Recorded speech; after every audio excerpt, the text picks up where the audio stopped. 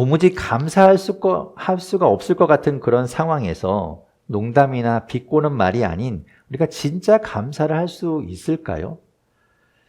그게 될까? 그게 가능할까? 감사할 수 없을 것 같은 상황, 내가 뭔가 받은 것이 없는 것 같은 그런 상황에서도 내가 감사할 수 있을까?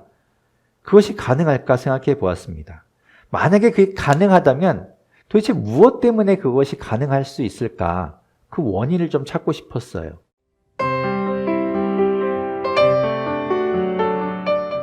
오늘은 하나님께 감사하는 날입니다. 감사의 예배를 드리는 날, 추수감사주일로 우리가 드리고 있습니다. 사실 우리는 늘상 감사해야 되죠. 그리고 감사하고 있으실 거예요. 그죠? 우리가 감사해야지, 감사하고 있다라고 여러분 느끼실 텐데, 왜냐하면 우리가 우리 삶을 돌아보면, 우리가 삶을 생각해 보면 늘 감사한 일 투성이니까 당연히 그렇게 감사할 수밖에 없겠지요. 그럼에도 불구하고 우리는 1년에 한 번 이렇게 날을 정해서 하나님께 감사를 표현합니다. 예전에는 이런 생각도 해봤어요. 우리가 매일 감사해야 될 텐데 우리가 1년에 한 번만 날을 정해서 감사한다는 것이 좀 새삼스럽지 않을까라는 생각도 해본 적이 있습니다. 하지만 그럼에도 불구하고 그런 것은 의미가 있더라고요. 또 우리 가족들에게 또는 우리 가까운 사람들에게 감사한 일들이 참 많지요. 우리는 또 감사해야 할 일들이 너무너무 많은 것을 우리가 느낍니다. 그렇지만 우리가 매일 그렇게 감사하는 사람을 그렇게 본 적이 별로 없는 것 같아요. 매일매일 누군가에게 감사를 표시하는 사람. 실제로 매일 감사하지만 감사를 표현하는 사람이 있다고 해도 나중에는 지치겠죠. 매일 감사하니까. 감사를 표현하는 사람이 그것이 지치고 일상화가 되면 감사를 받는 사람도 나중에는 식상해질 거예요. 그래서 그냥 그러니 의례적으로 하나 보다라고 느껴지게 될 겁니다. 그래서 1년에 한 번이라도 감사를 표현할 수 있는 날을 정해놓고 한다는 것이 그런 대로 의미가 있겠구나라는 생각도 해보게 되었습니다. 그래서 제가 1년에 한 번만 감사해라 라고 말씀드리는 것이 아니라 이렇게 한 번이라도 감사할 수 있는 것이 얼마나 우리에게는 다행인지 모른다라는 이야기를 하고 싶은 거죠. 감사라는 말은 어떤 뜻인가? 고마움을 나타내는 그런 인사나 마음이라고 합니다. 고마움을 나타내는 거예요. 그럼 또 고마움이 뭔가 궁금하잖아요. 고마움이 뭘까? 여러분 언제 고맙습니까? 언제 고맙다고 느끼시나요? 나에게 뭔가 해주었을 때, 그때 우리는 고맙다고 이야기하기도 하고 고맙다고 느끼지요. 국어사전을 찾아보니까 고맙다는 뜻이 남이 베풀어준 호의나 도움으로 마음이 흐뭇하고 즐겁다라는 뜻으로 되어 있더라고요. 그러니까 남이 뭔가를 나에게 해줄 때 그것 때문에 내가 좀 마음이 흡족하고 기분이 좋을 때 그것을 우리는 고맙다라는 표현으로 나타냅니다. 그러니까 나에게 손해를 끼치면, 나를 기분 나쁘게 하면 고마운 일이 아닌 거예요. 그때 나에게 이렇게 손해를 끼치고 기분 나쁘게 할 때도 우리는 고맙다는 말을 할 때도 있긴 하죠. 비꼬는 말로 그렇게 이야기하기도 합니다. 그래, 참 고맙다 할 때 그렇게 표현하기도 하는데 그때는 좀 고자가 좀 길어지는 것 같아요. 고가 길어질수록 비꼬음이 더 심해지는 것 같은 생각이 들기도 합니다. 정상적으로는 도무지 감사할 수가 없을 것 같은 그런 상황에서 농담이나 비꼬는 말이 아닌 우리가 진짜 감사를 할 수 있을까요? 그게 될까? 그게 가능할까? 감사할 수 없을 것 같은 상황, 내가 뭔가 받은 것이 없는 것 같은 그런 상황에서도 내가 감사할 수 있을까? 그것이 가능할까 생각해 보았습니다. 만약에 그게 가능하다면 도대체 무엇 때문에 그것이 가능할 수 있을까? 그 원인을 좀 찾고 싶었어요. 오늘 본문을 보면서 그런 생각을 해보게 되었습니다. 오늘 본문의 이야기는 다윗이 하나님께 벌을 받는 상황입니다. 징계를 받는 상황이에요. 그런 아주 가혹한 상황임에도 불구하고 다윗은 하나님을 예배합니다. 하나님을 도대체 예배할 수 없을 것 같은 그런 상황에서도 하나님을 예배한다면 거기에 치환해서 우리가 도저히 감사할 수 없을 것 같은 상황에서도 감사할 수 있지 않을까? 다윗이 하나님을 예배하는 그 마음이 무엇인지를 안다면, 무엇 때문에 하나님 앞에 다시 예배하는가를 안다면 우리가 감사할 수 없는 상황에서도 하나님께 감사할 수 있지 않을까라는 생각을 하게 되었습니다. 그래서 오늘 말씀을 통해서 저와 여러분이 지금 함께하고 있는 모든 분들이 어떤 상황이든지 간에 다윗의 마음을 닮아서 하나님을 예배하고 하나님께 감사를 드릴 수 있는 우리 모두가 될 수 있기를 바라고, 그 마음이 우리가 살아가는데 힘과 용기가 될 수 있기를 바랍니다.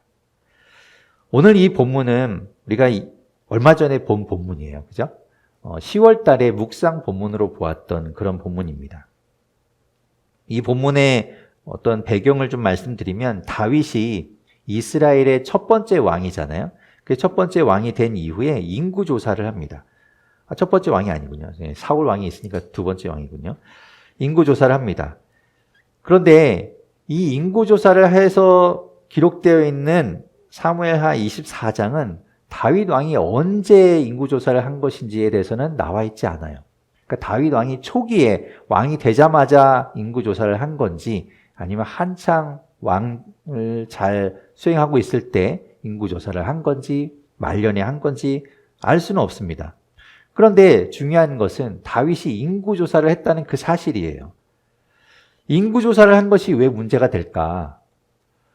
왕이니까 얼마든지 할 수 있는 일이겠죠. 내 나라에, 내가 다스리고 있는 이 나라에 도대체 인구가 얼마나 되는지 알아보는 일이 뭐가 나쁘겠습니까?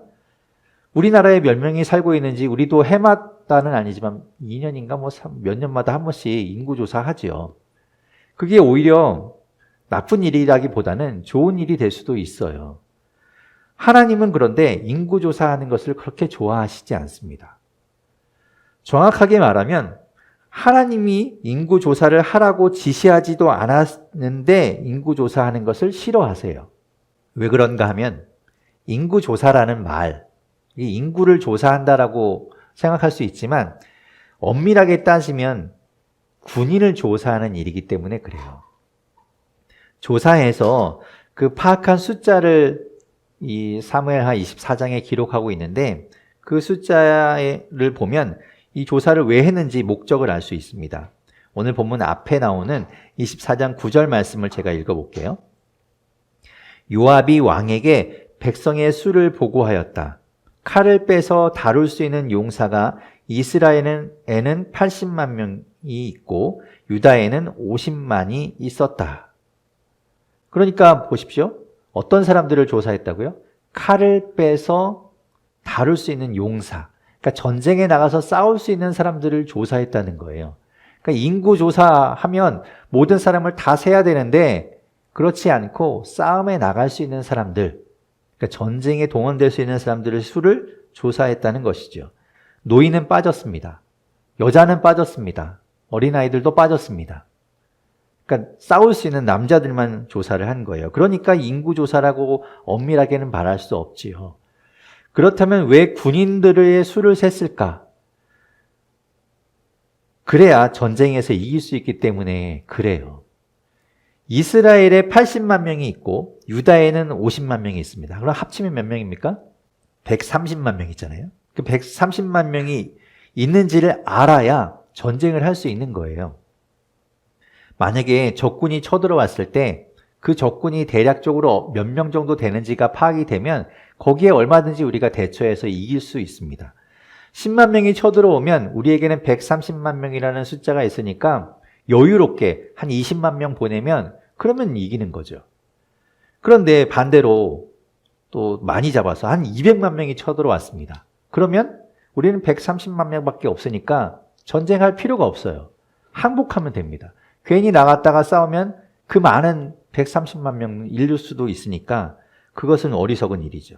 그런 식으로 전쟁에 대비할 수 있으니까 이것은 미리 세워놓는다는 건 좋은 일일 겁니다. 하지만 거기에는 치명적인 단점이 하나 있는데 하나님을 의지할 필요가 없어진다는 단점이 생깁니다. 내가 숫자를 세고 있으니까 왕이 계산해서 몇 명을 보낼지 싸울지 말지를 결정하게 되는 거예요. 하나님을 의지할 필요도 없고 하나님께 도움을 요청할 필요도 없습니다. 하나님 없어도 되는 거예요. 왕이 다 하면 됩니다. 그러니까 인구조사를 가장한 군인조사를 하게 되면 마치 창세기에 나오는 선악을 알게 하는 나무의 열매를 먹는 것과 동일한 효과가 나타나게 되는 것이죠. 하나님은 필요 없습니다. 더 이상 하나님 없어도 돼요.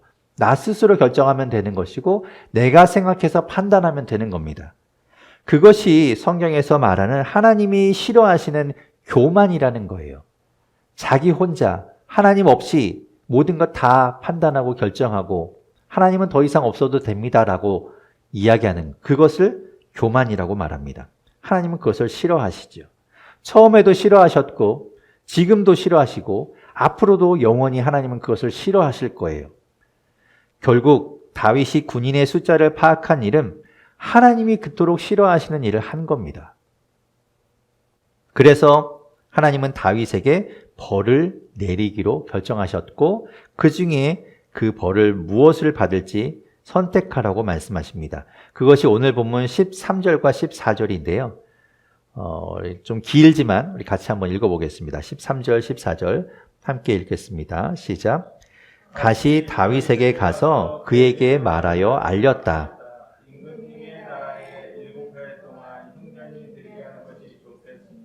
아니면 임금님께서 왕의 목숨을 노리고 쫓아다니는 원수들을 피하여 석 달 동안 도망 다니시는 것이 좋겠습니까? 아니면 임금님의 나라에 사흘 동안 전염병이 퍼지는 것이 좋겠습니까?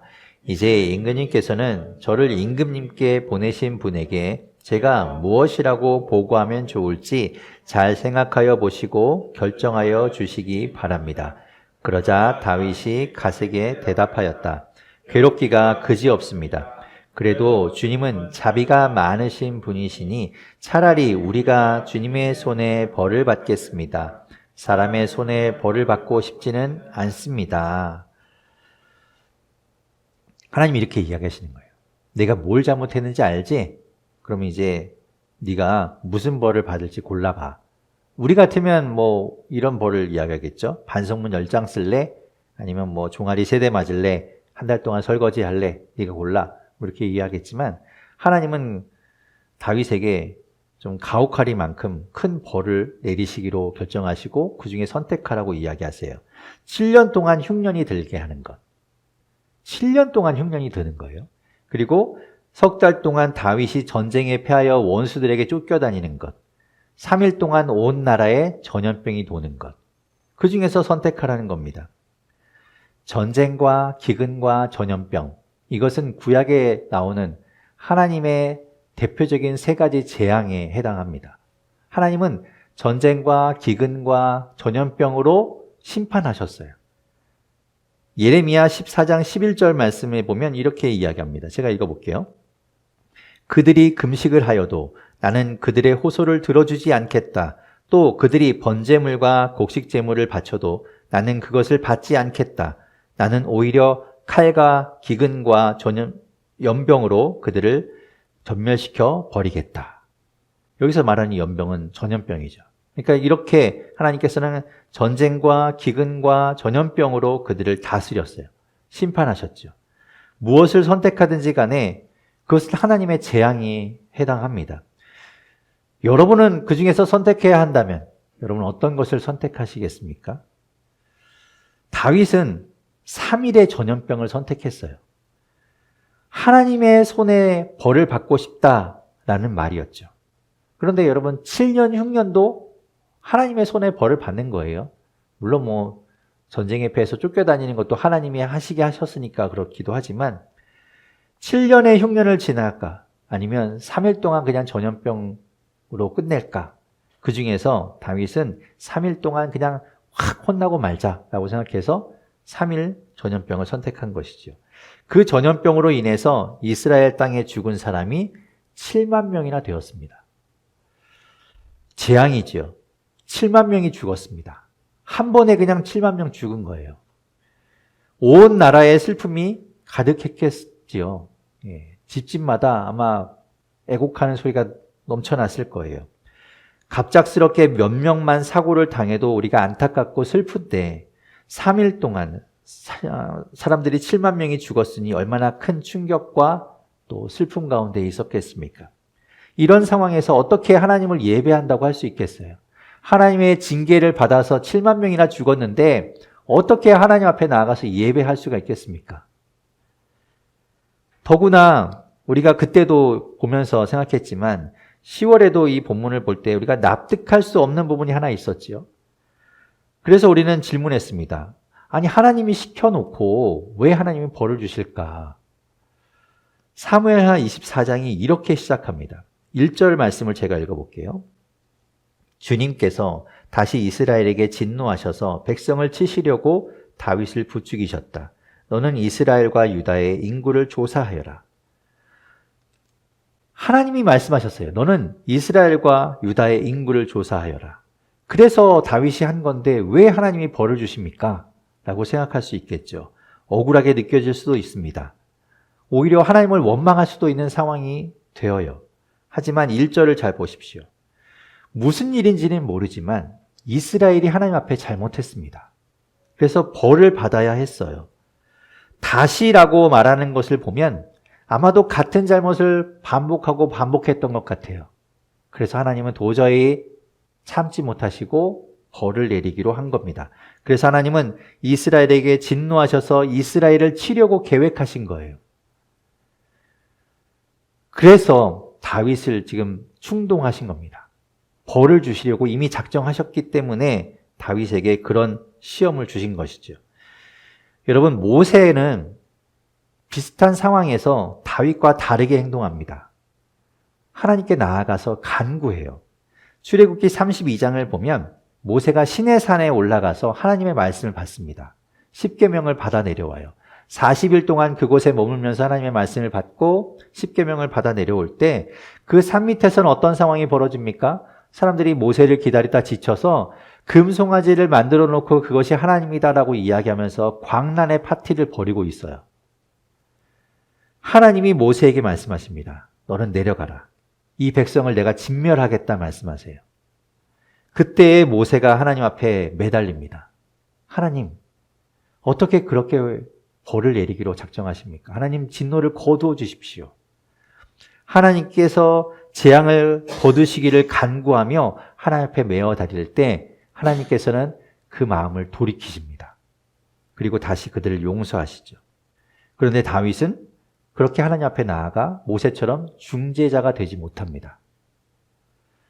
나중에서야 다윗도 자신이 잘못한 것을 깨달아요. 그래서 하나님 앞에 나아가서 이야기하죠. 오늘 보면 17절 말씀인데요. 17절 같이 한번 읽어보겠습니다. 함께 읽겠습니다. 시작. 그때에 다윗이 백성을 쳐 죽이는 천사를 보고 주님께 아뢰었다. 바로 내가 죄를 지은 사람입니다. 바로 내가 이런 악을 저지른 사람입니다. 백성은 양떼일 뿐입니다. 그들에게서는 없습니다. 나는 쳐 주십시오. 그리고 이어지는 말씀을 보면 다윗은 하나님을 원망하지는 않고 오히려 하나님 앞에 나아가 예배하는 걸 볼 수 있어요. 24장 25절 맨 끝에 보면 이렇게 이야기합니다. 거기에서 다윗은 주님께 제단을 쌓아 번제와 화목제를 드렸다. 다윗이 땅을 돌보아 달라고 주님께 비니 주님께서 그의 기도를 들어주셔서 이스라엘에 내리던 재앙이 그쳤다. 상황은 말할 것도 없는 최악의 상황이에요. 많은 사람이 죽었고 슬픔과 고통 가운데 어쩌면 하나님을 원망할 수밖에 없는 그런 상황 가운데 있습니다. 하지만 그것은 모든 것이 우리에게서부터 비롯된 것이었죠. 하나님이 죄도 없는 이스라엘을 심판하신 것이 아니라 그들이 먼저 죄를 지었기 때문에 잘못했기 때문에 심판하신 것입니다. 우리의 잘못 때문이라는 거예요. 우리가 또 죄를 짓고 또 잘못하고 또 다시 하나님 말씀대로 살지 않기 때문에 하나님의 벌을 받는 겁니다. 누구도 탓할 수 없지만 그럼에도 불구하고 우리는 아프기 때문에 하나님을 원망해요. 하나님을 미워해요. 하나님 어떻게 나에게 그럴 수 있습니까? 라고 이야기하지요. 그러나 그럼에도 불구하고 우리는 하나님을 다시 예배합니다. 다윗이 그랬던 것처럼. 어떻게 그렇습니까? 다윗은 하나님의 사랑을 알았기 때문에 그래요. 하나님이 자비로우신 분이라는 걸 알았기 때문에 그래요. 그래서 벌을 내리시고 재앙을 내리시고 진면하시지만 그럼에도 불구하고 하나님은 우리를 사랑하시기 때문에 내가 하나님 앞에 나아가 예배하는 것이죠. 우리도 마찬가지입니다. 우리를 향한 하나님의 사랑이 있습니다. 그 사랑 때문에 하나님 앞에 나아가 다시 예배하지 않습니까? 우리를 긍휼히 여기시는 그 하나님의 긍휼하심, 우리를 불쌍히 여기시는 그 마음 때문에, 그 마음이 있기 때문에 우리는 하나님 앞에 나아가 다시 은혜를 구하고 하나님 앞에 예배하는 것이지요. 오늘 우리가 하나님께 감사하며, 여러분 카드 쓰셨죠? 물론 감사가 넘치시는 분들은 빼곡하게 막 다 쓰셨을 거예요. 하지만 돌아보니 하나님 말씀대로 우리가 살지는 못했지만 그럼에도 불구하고 내가 기도했었는데, 내가 하나님 앞에 구했었는데 그대로 되지 않은 것들, 그래서 하나님 앞에 서운한 것들, 속상한 것들이 있어서 감사를 채우지 못하신 분들도 있었을 겁니다. 그래서 제가 말씀드린 것이, 그럼에도 불구하고 여러분 한번 서운한 것도 한번 써보십시오라고 했던 거예요. 여러분 한번 써보셨다면 그것이 하나님 앞에 드리는 기도가 될 겁니다. 그런 것들을 털어낼 때 우리가 다시 한번 하나님 앞에 예배하고 하나님 앞에 나아갈 수 있어요. 그렇게 여러분 다 쓰셨다면 아마 여러분 카드에는 점선이 있을 텐데요. 점선은 이렇게 아래쪽에 보시면 이렇게 여러분 잘 이렇게 접어서 보시면 아마 점선 밑에 보면 틈 같은 게 있을 겁니다. 네, 그걸 한번 이렇게 조심조심해서 뜯어 보십시오. 이렇게 우표처럼 뜯어져요. 뜯어 보시면 거기에 무슨 말씀이 있을 거예요. 이렇게 뜯어 보시면 말씀이 있을 텐데요.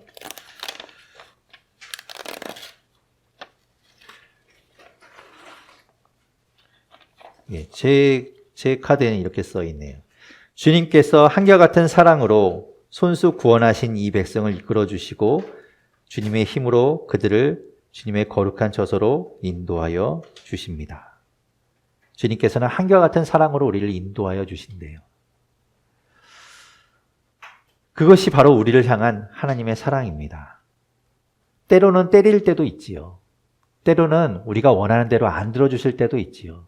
그래서 우리는 속상할 때도 있지요.